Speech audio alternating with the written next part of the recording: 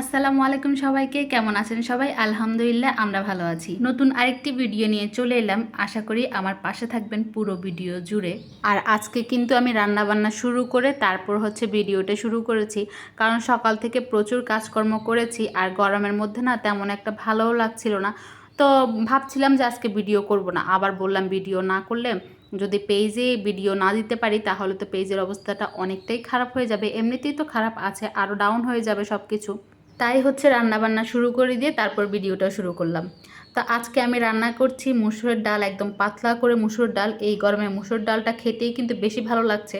আর এখানে মাছগুলো ভেজে নিচ্ছি, একদম আস্তে আস্তেই রেখেছি কারণ ছোটো মাছ, এটা টুকরা করে নিই।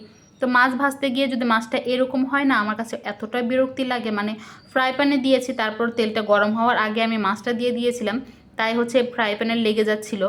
আর মাছটা ভেজে নিয়ে এখানে মাছটাও কিন্তু আমি টমেটো পেঁয়াজ দিয়ে মানে ভুনা করে নেব। আর আজকে বাসায় ধনিয়া পাতা নেই, মাছের মতো ধনিয়া পাতা না দিলে আমার একদমই ভালো লাগে না। তো রাইয়ানা বাবাকে তো বলেছি আসার সময় ধনিয়া পাতা আনার জন্য, যদি আনে তাহলে দেওয়া যাবে, আর না আনলে তো আর কিছুই করার নাই, এভাবেই খেতে হবে। গরমকালটায় আমি কোনো সবজি খাওয়ার মতো খুঁজে পাই না, একমাত্র ভালো লাগে লতি। আর লতিটাও প্রতিদিন কাটতে ইচ্ছা করে না, কাটতে খুবই কষ্ট লাগে, কিন্তু যদি কাটা লতি পেতাম আমি প্রতিদিনই খেতাম, কারণ এতটাই ভালো লাগে। আর এখানে আমার রান্নাবান্নাও হয়ে গেছে, সবটা আর দেখাতে পারিনি। ছেলের জন্য একটা ডিমও ভুনা করে নিয়েছি।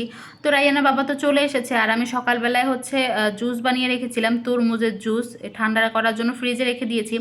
আর আসার সময় গ্লুকোজ এনেছিল, এই গরমের মধ্যে গ্লুকোজ খেলে একটু ভালোই লাগে, তো গ্লুকোজটাও গুলিয়ে নিচ্ছিলাম। আর এখানে তরমুজের জুস নিয়ে এখন আমরা একটু শান্তি করে ফ্যানের নিচে বসে খাবো, তারপর গোসল করব। কারণ গরমে পাকঘর থেকে গিয়ে সাথে সাথে গোসল করলে কিন্তু একদমই ভালো লাগে না। তো জুসটা খেয়ে নিচ্ছিলাম। আর দুপুরে খাওয়া দাওয়ার পরে অনেকক্ষণ শুয়েছিলাম, আজকে তেমন ঘুমাইনি। এখন কেক বানাতে চলে এলাম। প্রথম দিন তো কেকটা হয়নি, আজকে একটু ভয়ে ভয়ে বানাচ্ছিলাম। আর আজকে বানাবো চকলেট কেক। তো সব কিছুই দিয়ে ভালো করে চেলে নিচ্ছি, ব্যাটারটা করে নিচ্ছি। পুরো ব্যাটারটা আমি করেছিলাম ভিডিও, কিন্তু ওইটা আর দেখাতে পারিনি, কোথায় জানি ডিলিট হয়ে গেছে।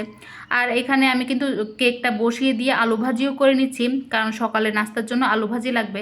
আর কেকটা কিন্তু আমার হয়ে গেছে, প্রায় 1 ঘন্টা লেগেছে কেকটা হতে। আর আজকের কেকটা মাশাল্লাহ খুবই সুন্দর হয়েছিল, অনেকটাই ফুলেছে আর একদম মানে স্পঞ্জি হয়েছে, একদম নরম নরম হয়েছে কেকটা, খুবই ভালো হয়েছিল খেতে। তো কেকটা কেমন হয়েছে অবশ্যই জানাবেন। আজকের মতো আল্লাহ হাফেজ।